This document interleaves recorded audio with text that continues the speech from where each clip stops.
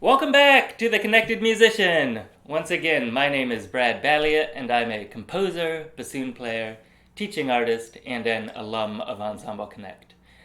In the last video, we developed a kind of strategy for determining an entry point for a work of art.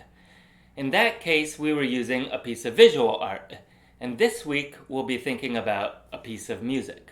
Possibly even a piece of music that you might want to present in your musical snapshot. As we move to the world we know so well, the world of music, let's keep the same basic strategy for finding and choosing our entry point, which, again, is the one specific aesthetic feature to which you are going to be drawing your audience's attention. This is the light you are shining in the dark room. Last time, we talked about a 3-step process. Number 1, start with the brain dump.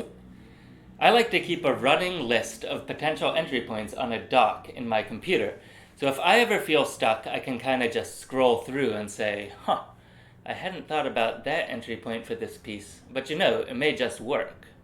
At some point in your process, you'll want to take maybe 10 minutes and just brainstorm as many entry points as you can around classical music, music in general, musical performances, and so on.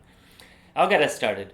I took 1 minute yesterday and wrote down all the entry points that popped into my head in no particular order. Here's the list of potential entry points that I came up with.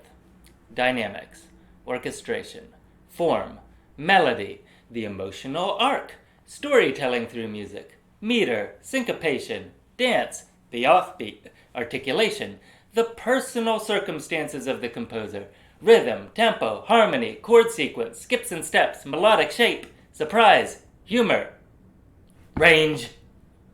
And there are many more, of course. Any feature of the music can be chosen as an entry point as long as it is important to you and central in some way to the piece of music. Now for step 2. With visual art, we looked at the piece and experienced it for ourselves. Kind of turn off your brain and just take it in. With music, it's time to listen to the piece. Always go back to the work of art. If it's a brand new piece to you, you might record yourself playing it and listen back, even if you feel it's not perfect yet. You might be surprised how differently you think about a piece when you just let yourself listen. Always considering, what is it that I love about this piece? And here's a little tip. You might consider thinking about the aspects of the piece that give you problems when you're practicing or rehearsing, because oftentimes problems are indicators of something really quite interesting, something you might want to share with your audience. Okay, so you've listened, you have your brain dump. Now we're going to make our short list of potential entry points that are hot for you right now based on your listening.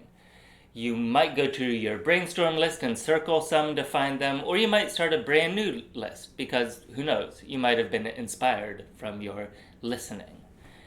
Once you have your list of entry points that you are into, it's time, again, to turn your attention to the audience.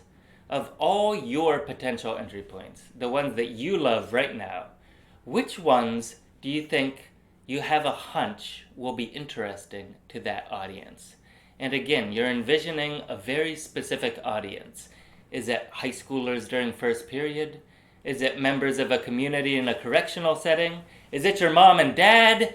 Narrow down your list based on what you know about your audience.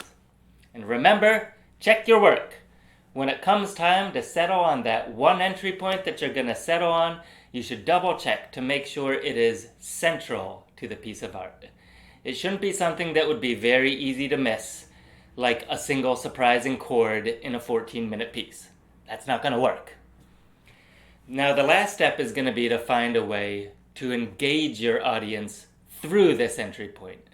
You might remember how Eric Booth did this with some kind of straightforward actor questions.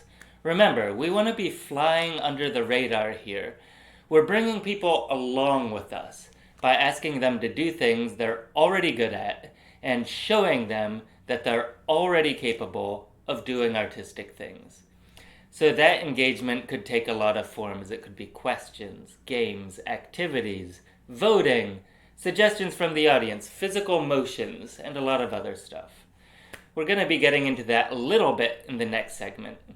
But first, I want to give you an example of how I approach this process through a little series I call 3 Ways of Introducing a Piece.